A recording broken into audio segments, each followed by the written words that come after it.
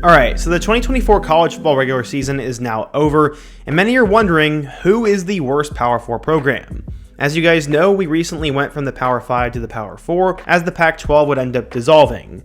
I know some people claim that the Pac-12 isn't going away, but it's definitely a Group of 5 conference compared to a Power 5 conference now, and that is not changing anytime soon. The 2024 college football season was not kind to everybody, and in today's video, we're to go through the 10 worst Power 4 programs, and then at the end of the video, try and determine who was the worst of all the Power 4 teams. I know you guys probably already know the answer, or at least have your opinion, but let's go ahead and go through each team, talk about their body of work, and their case for being the worst performing Power 4 school. But before we get started, if you're a big fan of college football, be sure to subscribe to the channel, leave a like if you want to support today's video, and let me know what player, team, topic, or situation I can cover next. Now let's get started and figure out who the worst Power 4 school in the country is. Okay, so the first school we're to talk about is the Kentucky Wildcats. The Cats finished 15th in the SEC after they'd end up having a 4-8 record.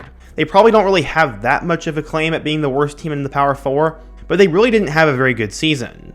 They had wins against Southern Miss and Murray State, which both mean absolutely nothing to me, and then they got 2 decent wins as they beat Ohio, who's in the MAC championship game, and then they beat Ole Miss. They are the sole reason why Ole Miss is currently not in the college football playoff, but it still doesn't take away from how bad of a season it was for the Wildcats. Brock Vandagriff was supposed to be the next big thing at quarterback, and he was absolutely terrible this year. They really couldn't figure out the running back position either, they never found a go-to receiver, and in my opinion, they really wasted Deion Walker's talent on the defensive side of the ball. Mark Stoops never misses bowl games, and they really have to go back to the drawing board next year and figure something out, because this was a bad season compared to recent Kentucky football standards, and hopefully they don't go back to who they used to be. But they probably don't really have a claim at being the worst team, but they at least fall into the top 10 worst. Okay, at number 9 we have the Maryland Terrapins. This is kind of the same situation as Kentucky. Maryland was expected to take the next step this year, as Mike Locksley kept talking about how this team could compete for a Big Ten championship. I thought it was all rubbish, as they lost a couple of important players from last year, including quarterback Talia Tagovailoa. But actually, interestingly enough, quarterback was not an issue. Billy Edwards actually became one of the best quarterbacks in the Big Ten this year, and they also had a superstar receiver in Ty Felton, but besides that, it just really wasn't all that good.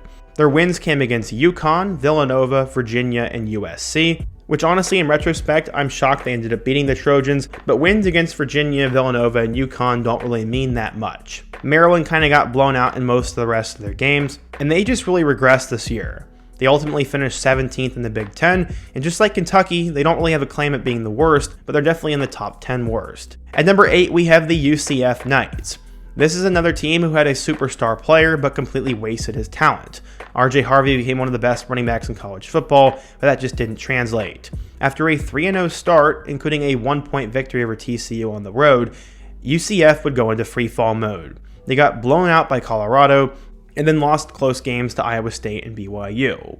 Their lone win the rest of the year came against Arizona, but I will say for the most part, UCF was decently competitive this year, they just couldn't end up pulling out wins. They lost pretty much every game by 2 possessions, and I think a lot of that can be blamed on the quarterback position. They could never really quite figure that out, as KJ Jefferson was a complete bust, and neither Dylan Risk or Ja'Cory Brown really proved to me that they're the guy of the future. The Knights finished 13th in the Big 12, and while it was a disastrous season, they don't really have that much of a claim at being the worst. Okay, so up next we have another team in the Big 12 who finished 13th, the Arizona Wildcats. You could say they're the most disappointing team on this list in my opinion. The Wildcats finished 4-8 after a breakout season in 2023 in which they were considered one of the top teams going into 2024. They were a team who I thought would make it all the way to the Big 12 championship as they returned the best receiver in college football, Tetairoa McMillan, and my favorite quarterback, Noah Fafita. After putting up 61 points against New Mexico, you can see the writing on the wall as they barely beat Northern Arizona and then got kicked around by Kansas State in a game I was personally at. New head coach Brent Brennan ran the program into the ground as they would go on the road and beat Utah, but they ended up being terrible, and then at the end of the year they beat Houston. Besides that, they got blown out in pretty much every single game, with their only other close game coming against West Virginia and Texas Tech. Arizona will likely lose some of their best players in Tacario Davis, Tetairoa McMillan, and Noah Fafita, and it's a long rebuild ahead, and they could go back to being a conference seller team. It's really sad to see, but Arizona definitely was terrible this year. Alright, so at number 6 we have the Northwestern Wildcats. Last year, Coach Braun brought Northwestern to a bowl game despite nearly impossible circumstances. This year though, the team took a step back. After barely beating Miami of Ohio in Week 1, they'd end up losing to Duke in overtime in Week 2. From there, their only remaining wins would come against Eastern Illinois, Maryland, and Purdue. We've already talked about Maryland on this list. Eastern Illinois is terrible, and Purdue we'll talk about a little bit later. They got blown out in pretty much every single one of the rest of their games, and for the most part really weren't all that competitive. Jack Lausch was terrible at quarterback, Cam Porter regressed at running back, and the lone bright spot on the whole team seemed to be AJ Henning on offense. Northwestern would finish at 16th in the Big Ten, and I don't really know what they do next year. They're not a very flashy team, and while Northwestern was obviously terrible this year, they still don't really have that much of a claim at being the worst team. That's where we get to talk about the Final Five. And before we can really get to the serious contenders for the worst team, we have to talk about Stanford. The Cardinal were in a tough spot as they brought in Coach Taylor from Sacramento State to try and righten the ship. It's really hard to win at Stanford, and this year wasn't much different. After losing to TCU in Week 1, they got back-to-back wins over Cal Poly and Syracuse. In retrospect, that Syracuse game is kind of crazy. From there, though, things went south. They would then lose 8 of their next 9 games, with their lone win coming against number 19 Louisville. This team again was really weird. How do you beat Louisville and Syracuse, but then lose to teams like San Jose State and Wake Forest? It wasn't all terrible for them though, as Alik Ayomanor became one of the best receivers in the ACC, and they at least have a quarterback of the future in Elijah Brown, but Ayomanor will probably go off to the NFL, and Coach Taylor will hopefully have a step up in year 3, or else Stanford will continue to be irrelevant. Okay, so these last 4 schools have a legit claim at being the worst Power 4 program this year. The first team we're going to talk about is Oklahoma State.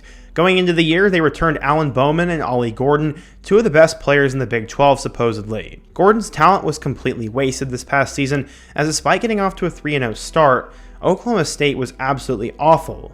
They beat both Arkansas and South Dakota State, which are somewhat decent wins, and then the team from there just kind of forgot how to play football. They lost 9 straight games to end the season, and as the season went on, the losses got worse and worse. Alan Bowman might have regressed more than any quarterback in college football, Ollie Gordon's talent was wasted, and Oklahoma State was just in complete shambles.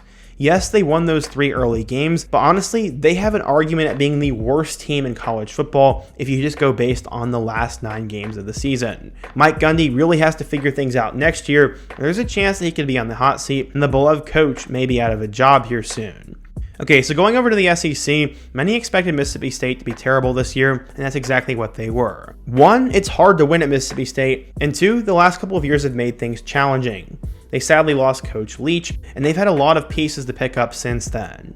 They hired Jeff Lebby away from Oklahoma to be the head coach, and this was always going to be a rebuild. They beat Eastern Kentucky 56-7 in Week 1, and besides that, their only other win came against UMass. They finished 16th in the SEC and lost every single conference game, and also dropped a home matchup to Toledo. Still though, there was some improvement, as Michael Van Buren showed he was the quarterback of the future, and Kevin Coleman was really solid at receiver, and they were close in games against Arizona State, Florida, Georgia, A&M, and Ole Miss. While Mississippi State has an absolutely terrible record, and I'd say that they're probably the 4th worst team in college football this year. At number 2, we have the Florida State Seminoles. All offseason long, we heard about how Florida State was mad about not getting in the playoff, which I still think they should have gotten in, and they had a chance to shut everybody up on the field and prove they were a good program. Instead, they had one of the worst seasons in school history. They lost in Ireland to Georgia Tech in Week 1 by way of a game-winning field goal, got kicked around at home by Boston College in Week 2, and then Mike Norvell lost to his old school in Memphis in Week 3. It was pretty much free-fall mode from there. They'd finally get their first win of the year against Cal, and they'd win that game 14-9, and in retrospect, I'm surprised they even won that. Then after that, they continued to lose. They really weren't all that competitive except in a game against Duke, and they get their final win of the year against Charleston Southern.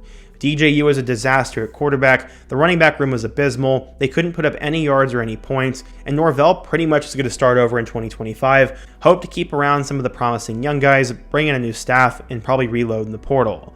Florida State finished 17th in the ACC, and they're definitely the most disappointing team in college football, but I'd still have them at number 2 behind the Purdue Boilermakers. Purdue was absolutely terrible in 2024. It was year 2 under Ryan Walters, and after a not very promising first season, many thought that the Boilermakers could actually take a step up in year 2. They returned Hudson Card at quarterback, who's been hyped up for 15 years now and hasn't done anything, and they also returned a key piece in Devin Maccabee at running back and Max Clare at tight end. Sadly though, their first game was fool's gold. They ended up playing the Indiana State Sycamores from up the road in Terre Haute in Week 1 and won that game 49-0. Sadly, though, they were not prepared for how the rest of the year would go.